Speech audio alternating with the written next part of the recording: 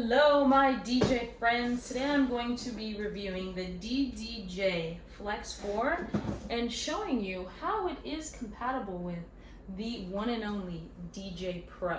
So in this video I am collaborating with DJ Spiegelspin, who knows everything about Djay Pro, who I learned from, and I'll tell you a little bit about the cost, why this controller is cool. I'll show you how to connect it to the USB and the RCA cables, and I'll explain to you how to map a few buttons so you can get a little bit more creative with this controller, show you how some of these scratching jog wheels work, and yeah, keep watching. So now I'm going to show you what cords you will need. So if you have the newer iPad, you'll be using the USB-C cord. Something that's really cool about this controller is that it plugs directly into USB-C. So you'll see here there are two different outlets to plug in USB-C to charge. So I'm going to plug in the charger here, and you will also get this cord, which comes in the box. So this cord connects directly the controller to your device, which again is awesome because most devices nowadays are going directly to USB-C, like my iPad. So don't look at my password. So now that we're connected, the last thing that we need to do is connect our speaker. So I have my speaker already plugged in, and we have these two RCA cables. I'm connecting mine to the red. So now we're connected. So let's see what happens when I just play any song. So here is Kaytranada's At All. Let's see. Okay, got the master level here, the volume, filter.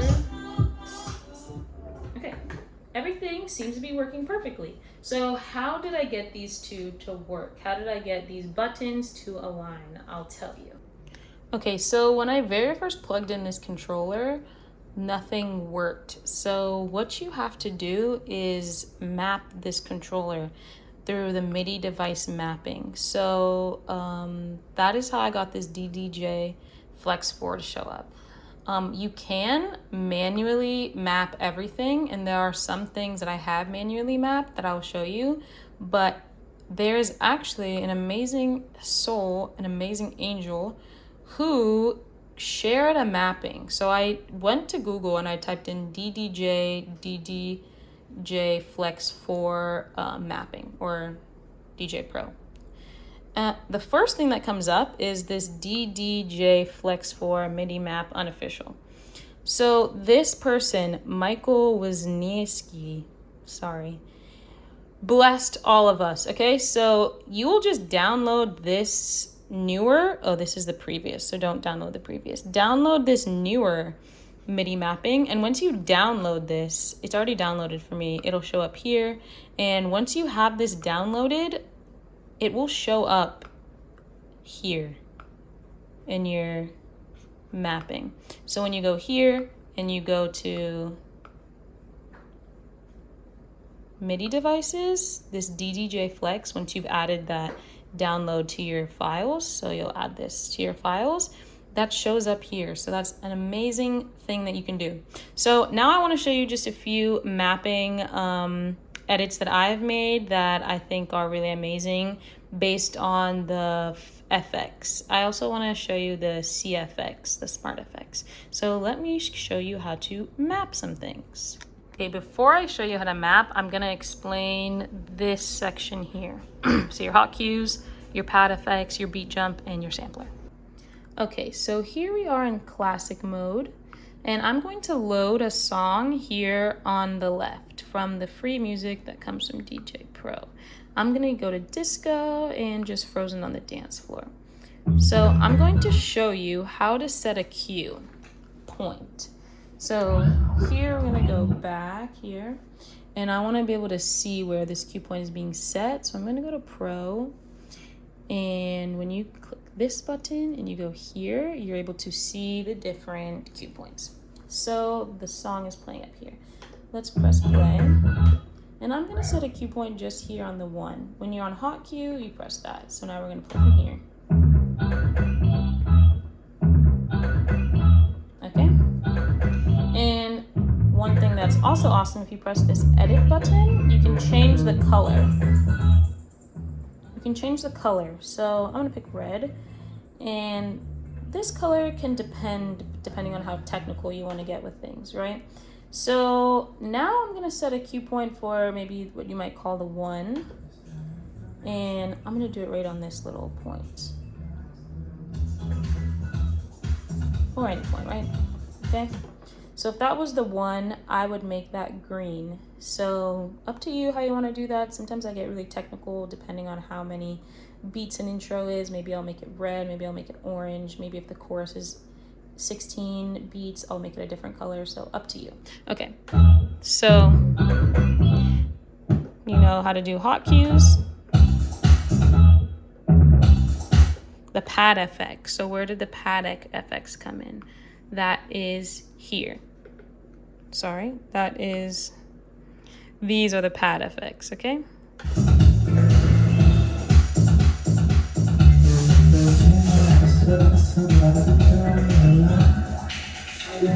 The same thing still stands. If you have this still going and you try to go somewhere else, this will not work if this is not off.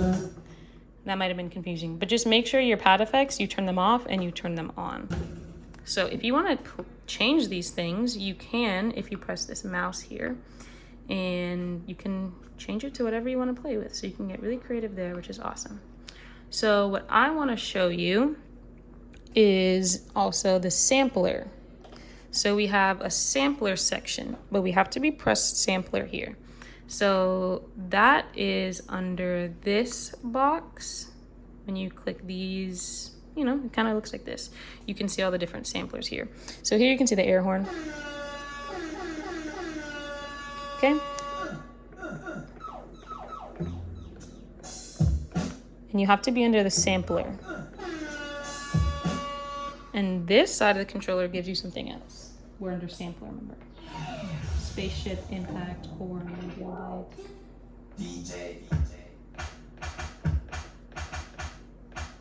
DJ. So now we have the beat jump feature. So we can jump forward. We can jump forward. I think it's half a beat. Jump back, forward, and back. You'll notice that it just jumps a little more when you use these far two.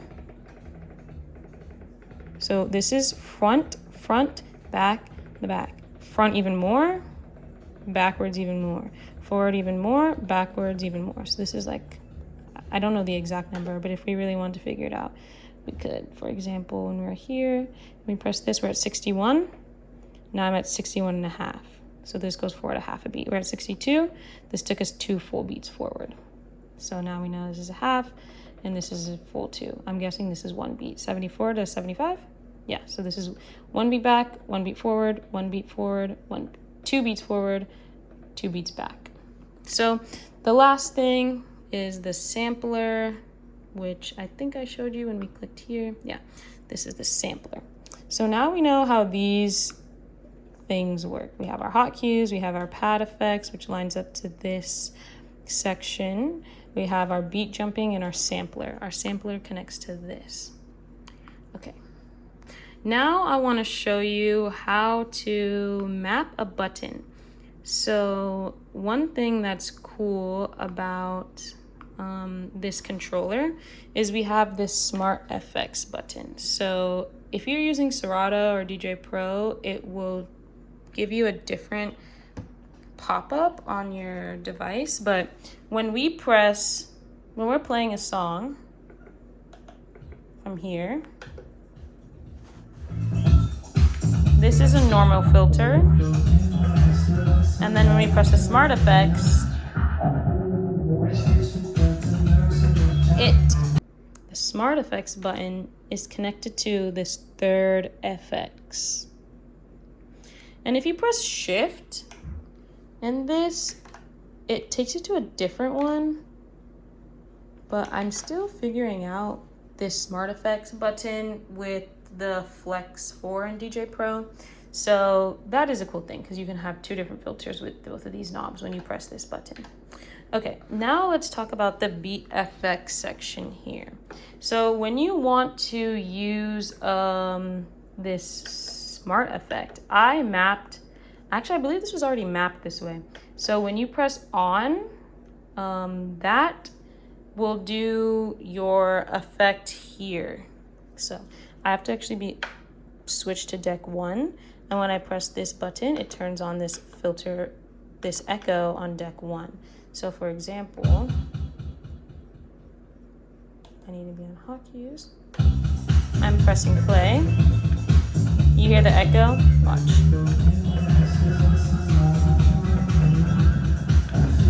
And if I want it to be doing that on the deck 2, I'll change it, and it turns on deck 2. It's hard. Deck 1. Okay. So what I want to show you that I mapped is, you'll see that I can play with the third FX, which is this one.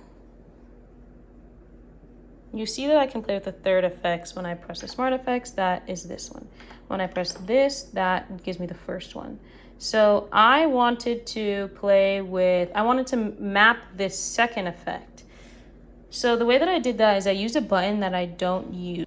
So this is the button that I chose, this button. So when I click this button, this will show me what I need to map. So we're gonna use this beat button that I am mapping. And I changed this so it maps FX2. So the target I had to put as deck 1. So here I have that as deck 2. So this button now works as FX2 or both deck 1 and deck 2. So for example, you'll click the target deck 1 and the action FX2. You'll scroll FX2 enabled. It turns on FX2. So I did that. You'll see here. Deck 1 and deck 2. Got it? Okay, so we'll take this song from this part. So we see that smart effects, look here. Let me turn it down a little. The smart effects, that's the FX3. This is 1, 2, and 3. So smart effects, when it's highlighted, when I press this button, that turns on the first one. So we have this echo effect. And now when I press this button, it turns on my third effect. So you can play. With the other buttons. I also have this button, which I think I'm going to connect to another effect as well. And yeah, that is, I think, maybe the most confusing part about the controller, that once explained makes this controller amazing. So before I log off, I just wanted to kind of go through everything one more time. Here we have our cue buttons. You can see my iPad. And when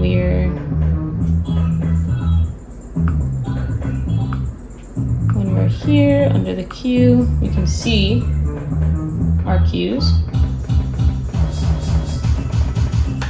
Here we can jump to our different pad effects. We can see our different pad effects, which is this FX section, which is the pad. Instant, we have reverb, echo, noise pump, all these fun things. And be careful not to leave anything on. We have our beat jump. We can jump forward, we can jump backwards, jump forward, jump backwards. And we have our sampler, which are all of these different things. And the last thing I'll show you is, I wish I put my iPad like this the whole time. I'm using my Brita picture, is the loops, which are up here. So you can press loop in right here to start the loop. Okay, so perhaps you might like to see it like this. So here I'm gonna press start, and I'm gonna press the button on or in, out, ends it. And then you can exit the loop with the 4-beat exit. Another cool thing is with the load button, if you double tap this, the song will duplicate. So if you want to do some cool radio type things, now the song is playing at the same time, and I will press play on both. And to do a cool radio thing, I will maybe beat jump one forward, and I can do something cool with the crossfade.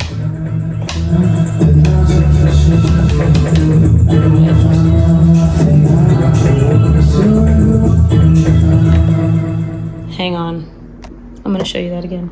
So I'm gonna beat jump a half a beat. So I'm here. And you can get a cool lag. It's cool if the song has lyrics, but that's a fun thing to play with. You have the trim here to turn it up and lower. You notice when I turn the trim all the way up, it blinks red. So you can control that there. This is how you can choose a song. So you can just scroll through here. You load it this way. So now we have this song loaded. We can load a new song this way. And again, we have our loops in and out. You can sync two songs by pressing this. And that brought this down to 100 and this to 100. The tempo is here. And yeah, I think that about does it. So yeah, let me know if you have any questions. I think that this controller is pretty amazing with the USB-C, and I think it's cool how you can map so many buttons with DJ Pro to make it work like a lot of other controllers. How I explained this connects to FX2. I think DJ Pro is the future for iPad DJs, and I think that being able to DJ with an iPad is really amazing and opens the hobby and the art of DJing to more people, because not everybody can afford, you know, a Mac, and not everybody can afford Serato and all of these things. So even if you have a goal to maybe one day use a different platform, this can get you everywhere that you need to go to learn the basics of DJing with this controller, with this iPad, with this app.